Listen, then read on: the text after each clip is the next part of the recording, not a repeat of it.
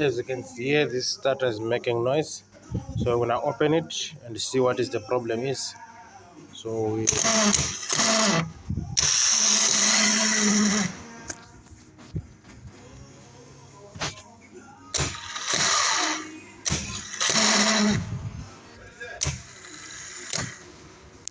okay, the starter was just testing earlier on. That one I was showing it was making noise.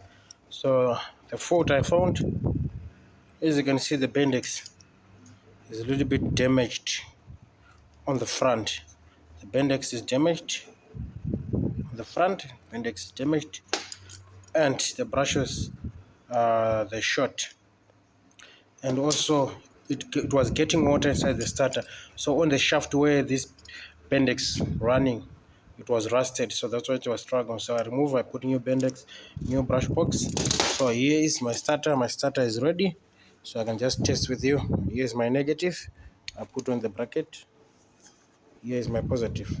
I'll check from the big posts, this positive, to the small ignition post.